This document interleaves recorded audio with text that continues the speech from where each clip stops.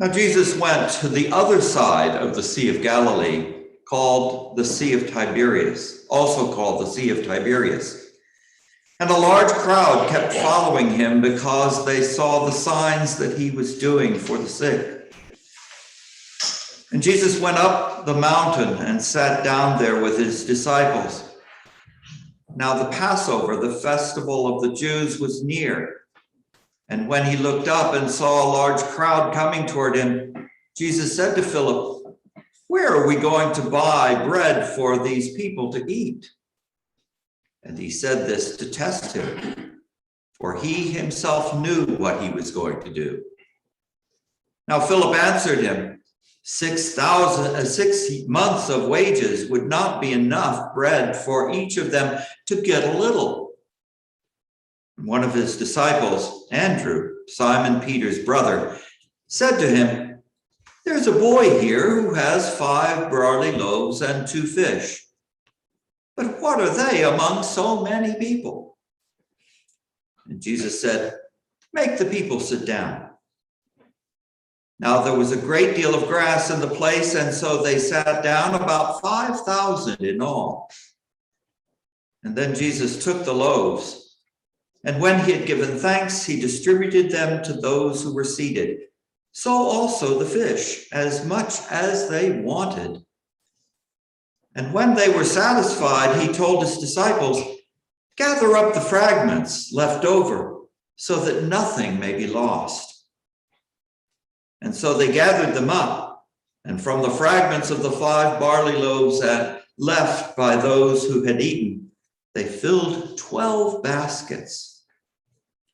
Now, when the people saw the sign that he had done, they began to say, "This indeed is the prophet who is come into the world." And when Jesus realized that they were about to come and take him by force and make him king, he withdrew again to the mountain by himself. And when evening came, his disciples went down to the sea, got into a boat, and started across the sea to Capernaum. It was now dark, and Jesus had not yet come to them.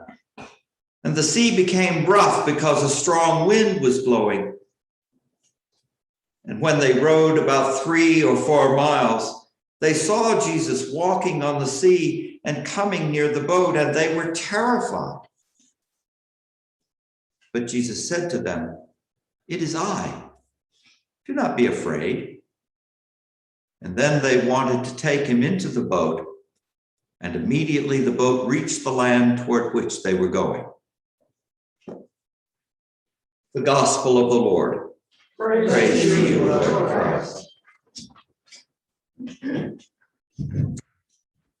Please be seated.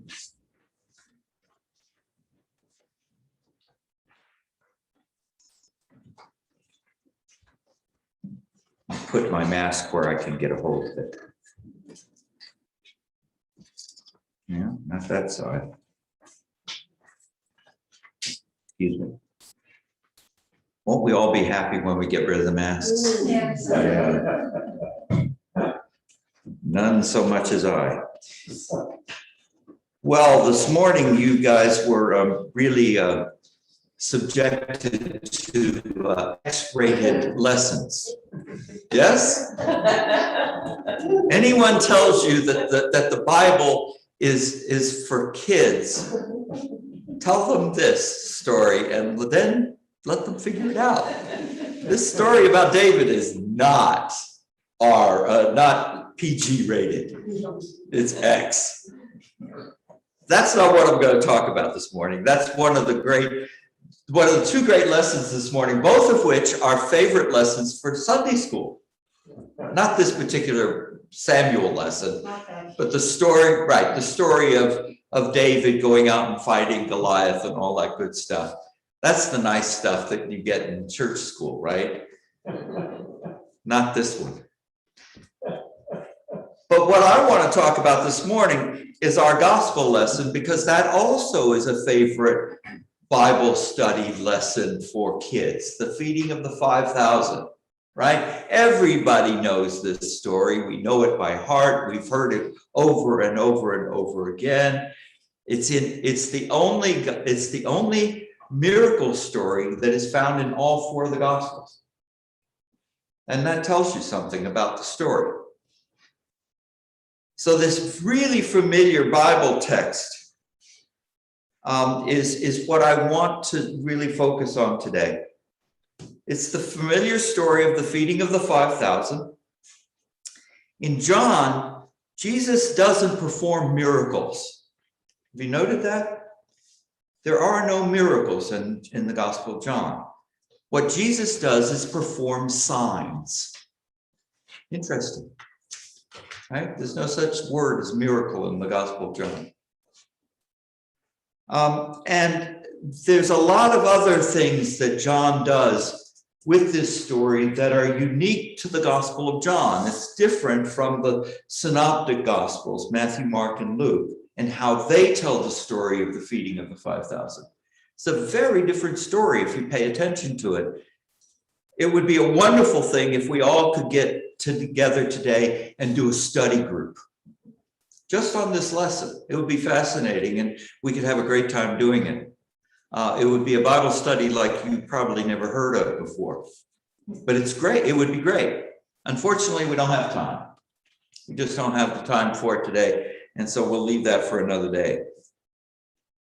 Anyway, there's some familiar themes in this story, and I invite us today to do something maybe that you might find, at least at first, uncomfortable. What I'd like you to do today is to listen to this story as if it were a dream being told about. A dream. Forget about the historicity, forget about literal fact or whatever. Forget about all of that. Listen to it as a dream. Because I think is in telling it as a dream, unfolding, rather than being stuck in the literal historical issues, I think we'll hear something different and important. Okay? Just play with me for a while. Now to the story. So, Jesus is being followed by huge crowds who seek after him for his teaching and for his healing. He can't get away from the people. And we know that he's all around the hills of the Sea of Galilee, which is surrounded by tall hills. And he's teaching on those hills and on the beaches in the towns all around the lake. And his disciples are following, and they're watching, and they're listening, and they're learning. And we find Jesus at this time in the Gospel of John, in a time of the year which the Gospel says is approaching the Feast of Passover, which is a very important idea in this Gospel. Why isn't Jesus going to Jerusalem with everybody else? That's where you celebrate Passover. He's not. He's staying up in the Galilee. So you might want to ask, what's going on here? All right? So at dinner time, we find Jesus asking Philip where they're going to get enough money to buy food for the 5,000 people who have gathered on the hillside, who have been gathering all day and listening to Jesus. Now, we're told also something very specific here, and that is that Jesus knew what he was going to do, but he was testing Philip. Well, spoiler, Philip flunked the test. Then, in a move that should remind us of the story of Moses feeding the manna in the wilderness to the people of Israel as they're going through the desert, or Elisha feeding the 100 prophets in the wilderness in the book of 2 Kings, Jesus begins to act. So Philip here appears as very pragmatic and perhaps was even shocked at this ridiculous question from his master. How crazy would it be to try and feed 5,000 people? 6 months of wages, he says, would not be enough. Well, then faithful and helpful Andrew, from which this parish is known, brings a young boy to Jesus with 5 loaves and 2 fish, which he says, but what is this for all these people? So Andrew, too, can't figure out how this could possibly happen. So Jesus has the people sit down, and he offers a blessing. And the Greek word here is Eucharisteo, what we do, right? He gives thanks, breaks the bread, gives it to the people, and they all start to eat. Not only is everyone fed to satisfaction, but the story says there are 12 baskets left over. Now, what does the word 12 here mean? 12 baskets, the 12 tribes of Israel, right? See what we're doing? See what's going on here? Again, we're in this dream, right? So think of all of these images as images that are floating around and intended to kind of grab us, right? So then the people see all of this and they get really excited, as we might expect them to, and they rise up and proclaim that Jesus must be this prophet who was supposed to come to liberate God's people and to try and force him to become their king. Because that prophet was supposed to lead the people into battle against the hated Romans. Right? But Jesus does something very strange. He not only doesn't respond to them, but he in fact runs away. Runs up into the hills to get away from the people, get away from his disciples, and he leaves the disciples by themselves with the people. Are you still with me? The story is continuing on here. So the disciples get into their fishing boat and they start rowing at night in the evening toward the other side of the lake, back to Capernaum where they were before. And they do it by themselves. Jesus is not with them. He's up on the hill praying. But during the night, Jesus comes to them on the waters and they are terrified, believing he's a ghost. But Jesus asks them why they are afraid and tells them, "It is I. Do not be afraid." Now, if any of you had taken as much Greek as I had to take in seminary, you would know that this "it is I" is not just, it's me. It's the words in Greek, ego and me, which in Greek are the same words that Moses hears from God up on the mountain with the burning bush, right? When Moses asks who this is, who's talking to him, he says, "Ego eimi, it is I. I am who I will be." In other words, we're really to know that these disciples have experienced the presence of the divine, of God himself. Right? So this ought to tip us off as to what this story is really all about. Jesus shows himself as a rock star superhuman hero, doesn't he? It is clear that Jesus is channeling the divine power in a most impressive form. And we, as those with Jesus then, are meant to know that they are dealing with the immense power and presence of the divine himself. Now, when we were children, it was this, I suspect, that was supposed to allow our children to really understand that this is conclusive proof that Jesus is indeed the Son of God. Right? Done. We know that.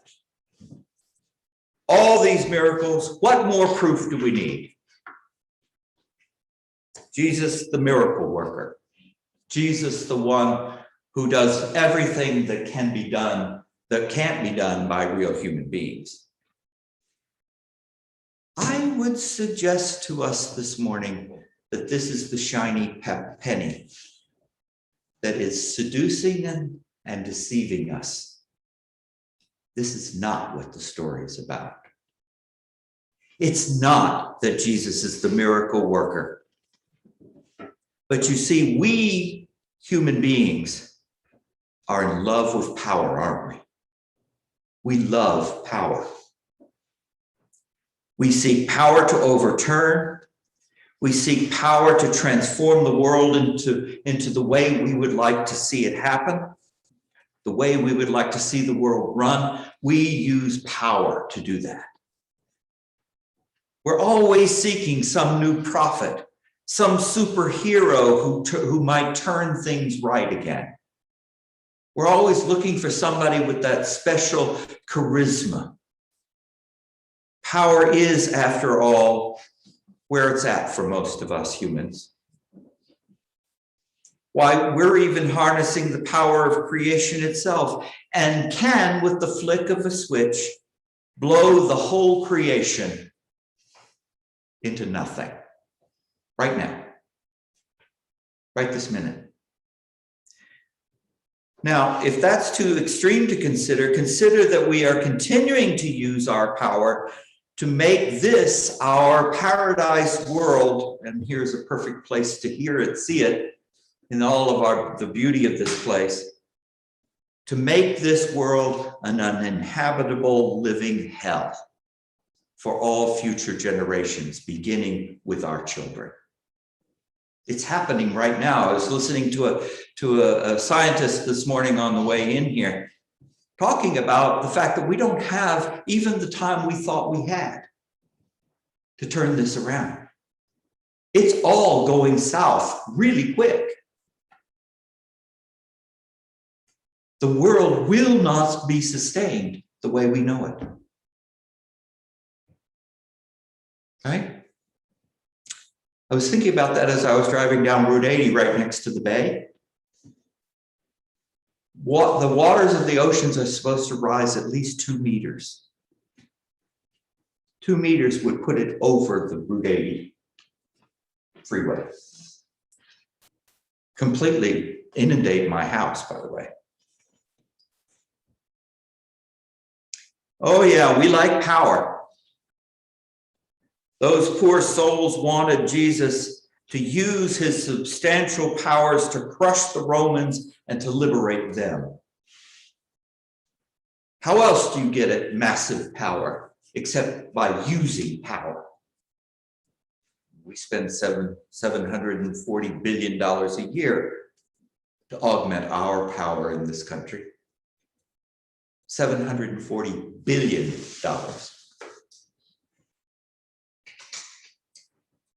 They saw his power and they were sure excited to see more of it. Now, what we, disciples of Jesus, are almost always likely to do is to display our own lack of imagination to see what the divine is really doing in the midst of us. It's not about that kind of power. Whenever we see what the divine does for us, what we see in Jesus is the power to produce abundance, the power to produce healing, the power to produce satisfaction, not destruction or violence. The Hebrew word for that is shalom, peace. But it's not just lack of violence, that kind of peace. It's the deep peace of human harmony that is at the core of creation. Yet we can't imagine a world where there is more than enough. We simply can't imagine it.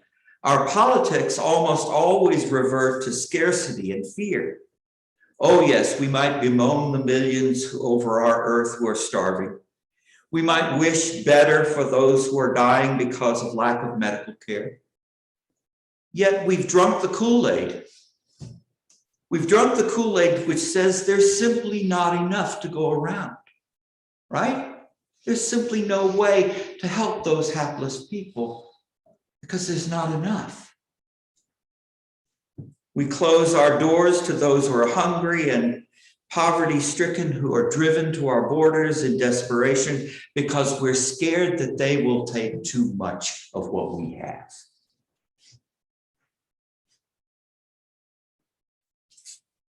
Our perverse minds skip to ideas of winners and losers. Our options too quickly shift to economic limitation, to violence, to protect what's ours, whether physical or social or political. It's our common sense take on the natural world the way it really is. Got to be hard-nosed about this after all, hard-headed. So much for God's vision of what is possible for God's world. So much for the coming reign of God. You see, Scripture shows us over and over again a God whose abundance engages with our famine and with our scarcity, providing healing and wholeness and more than enough. We just haven't got the imagination to see it or experience it. So who are we in this story? Who are we? Are we Philip, whose hard-nosed pragmatism might well tell Jesus to send the people away to go get their own food? Or perhaps even worse, to insinuate that their hunger is their own fault because they didn't plan precisely for their day and bring their own food along with them. It's their own fault that they're hungry. They didn't take personal responsibility for themselves. Or perhaps you're Andrew, who tries his best to offer what pitiful little he has to offer. But he also doesn't have the imagination to see what good it'll do to anybody. What good is all of this? Now, I know that you good people here in Ben Lomond, and I'm going to say this with great temerity, I know that you people here in this community struggle. I know your historic ministries here in this place perhaps feel diminished through no fault of your own. Yet I want to raise the question for you and with you with deep love and respect. Can you allow yourselves to entertain the notion that the divine love can and will provide you in this community with what you need to carry out the ministries you're called to be doing? Can you entertain that? What is it, or what are the things that need to be done in this community? Who are those around you who are desperately in need of your healing touch? Your vision of compassion, your filling of their emptiness. Are you operating from a sense of scarcity, that the bread you need for the hunger of this community can be provided? These are questions that I hope might stimulate you and your imaginations to empower your wills, not to make you feel badly about yourselves, but rather to rethink, what can God be doing with us? What is, in fact, God calling St. Andrews to become? You see, perhaps like those bedraggled disciples rowing against the wind in the middle of the night, you've become frightened. God knows it's easy to lose heart when we feel like we're not being met with God's presence. Those disciples deserve to be scared. Yet the climax of our dream story, and remember, this is a dream. Climax of our dream story is what happens at the end, because Jesus arrives among the disciples in the boat and tells them, ego eimi, do not be afraid. God is with you. And that spirit of healing and that presence and that power of abundance and the spirit of calm of God's shalom surrounds them. That's the point of the whole story, the whole thing. That is the story of this Jesus whose name means God will save his people. So let's get in the boat. Let's get ready to do some rowing. And we know that God's going to be here with us. Amen.